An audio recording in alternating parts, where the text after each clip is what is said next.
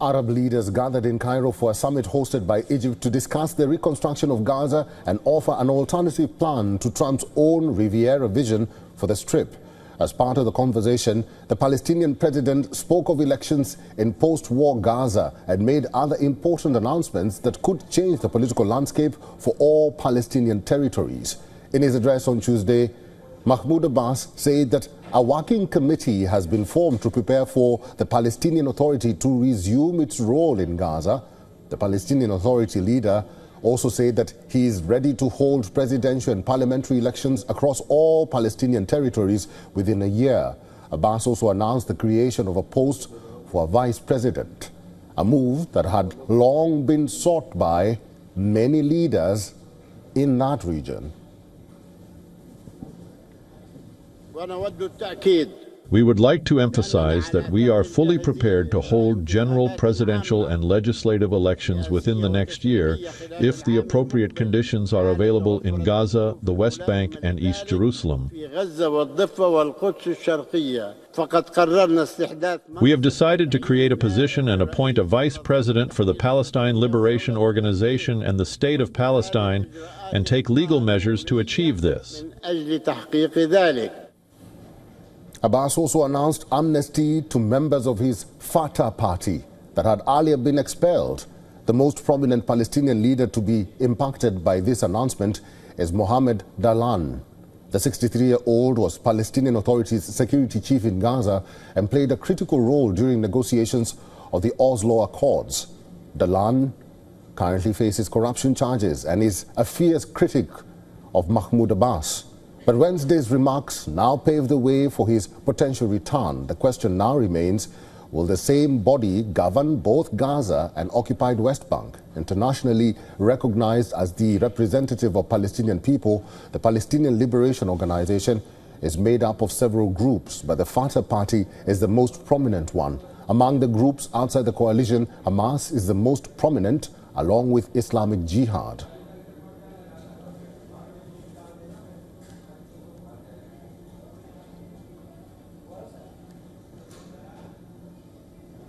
Dr. Mustafa Barghouti is the Secretary General and co-founder of the Palestinian National Initiative. Dr. Barghouti is now joining us live from Ramallah. Doctor, welcome to the show. President Mahmoud Abbas says he wants elections in West Bank and Gaza if circumstances allow. What circumstances is he referring to, and what factors will make it conducive to hold an election? Well, we would not have had to go through all the suffering we had during the last 2 years if we had elections in 2021, when all the Palestinian groups agreed to have elections.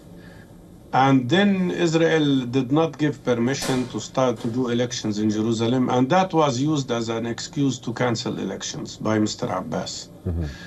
In our opinion, we should have proceeded with elections, and we should have enforced elections in Jerusalem without Israeli permission. We could have made it a very good popular nonviolent resistance act to show that Palestinians are all united and unified. Unfortunately, that plan was accepted by all parties but was not accepted by the authority. And because of that, we didn't have elections, which means for 20 years we didn't have presidential elections nor parliamentary elections. My worry is that the same phrase is used again. Elections will happen if the appropriate conditions are there. What is appropriate conditions? Right. Shall we give Israel the veto right over our elections? That's unacceptable.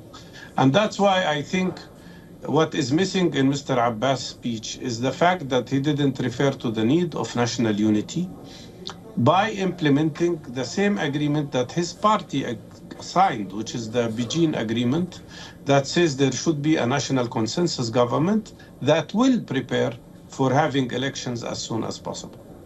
Mr. Barghouti, what will be the significance then of the creation of a vice presidential position and amnesty for expelled members of his Fatah party? The issue of the internal issue of Fatah amnesty, that's a matter that relates to Fatah. We don't interfere in Fatah internal business. But regarding a vice president position, that is not in the constitution of the PLO. And it requires the approval of the Palestinian National Council. He knows that very well. And so I don't know if it is a real thing or it's just one way of maneuvering to escape the huge pressures that are exercised on the Palestinian Authority. But at the end of the day, how can we have a vice president that is not elected? At the end of the day, nothing will substitute for popular legitimacy. And that will never happen unless we have free democratic elections as soon as possible. That will include, of course, West Bank, Gaza, and Jerusalem, despite Israeli position and despite Israeli rejection or acceptance. We should have these elections as soon as possible. And at the same time, I think if we talk about true real reform, there has to be efforts to implement what all parties have signed. Right. Again, the formation of a national consensus government. Dr. Barghouti, finally, I know you did mention that it's difficult to talk about Fatah, but the return of Fatah is already a point of contention, like you mentioned there. How will the government work with Fatah if the presence of Hamas is still there?